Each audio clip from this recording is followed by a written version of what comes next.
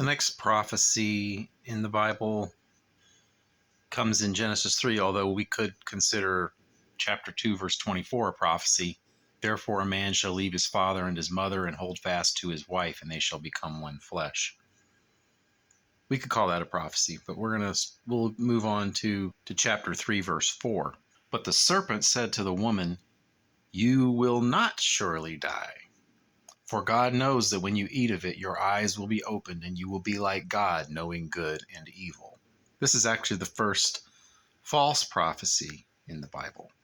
This prophecy is the direct opposite of the one given in chapter 2, which said, "In the day you eat of it, you shall surely die." This one says, "You shall not surely die." This prophecy of the serpent was given to cast doubt on the one God had given. The most successful lies are often those that stay very close to the truth in most points to get a key false point across. And the serpent does that here because we find out later in the chapter that when she eats the fruit, her eyes indeed are opened, and she becomes like God, at least in knowing good and evil. Eve chose to believe the serpent. The serpent deceived her. She chose to believe what he said, and she ate the fruit. And Adam also ate the fruit. So the first prophecy in chapter 2 was a warning. Adam and Eve failed to heed the warning and therefore had to pay the consequence of becoming dead people. The next prophecy is the curse on the serpent of going on its belly, eating dust, etc. But the most important part of this prophecy is in verse 15 of chapter 3.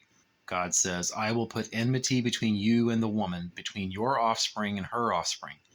He shall bruise your head, and you shall bruise his heel." So, in a literal sense, the picture we get is a snake biting at the heels of a man, because a snake being on the ground isn't really going to be able to get up very high. But a man can crush a snake's head. That's if you're looking at how it's described in a literal sense.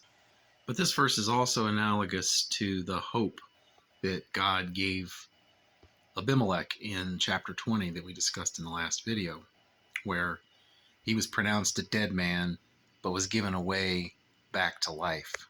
But this wasn't immediate for Adam and Eve. This refers to the seed of the woman, children she would have, or a particular child she would have, which has long been identified with Jesus, that Jesus would be wounded by the serpent. It's characterized here as having his heel crushed, because Jesus was not permanently destroyed by the serpent or by the seed of the serpent. Jesus in John chapter 8 calls the Jewish leaders who would get him crucified children of the devil. They call the devil the father of lies. And we see this lie here in verse 4 from the serpent. And in Revelation, there's a dragon. It says the dragon, which is the serpent of old, which is the devil and Satan. All those passages clearly tie in to this one. This prophecy foretells the death and resurrection of Christ, obviously not in an explicit manner, not such that if you read this 3,000 years ago, you'd say, someone's going to come along and die on a cross and be raised from the dead. It wouldn't have been obvious. But that's how a lot of prophecy ends up being fulfilled, in a very non-obvious way that you can't see until after the fact. The prophecy continues in verse 16. To the woman he said, "I will surely multiply your pain in childbearing. In pain you shall bring forth children. Your desire will be towards your husband, and he shall rule over you."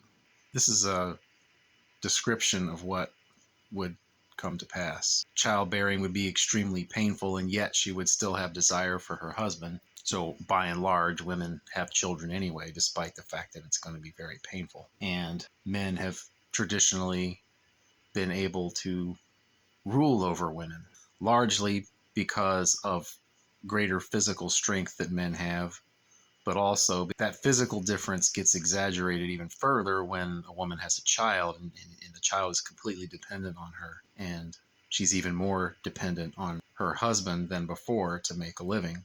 So consequently, he ends up ruling over her. Now, God is not saying here, men I hereby give you the rights to dominate women. That's not what God is saying. He's telling the woman what will happen. He's not justifying what men will later do. This is part of the evil that she demanded to know by eating the fruit. And God completes the prophecy with words to Adam.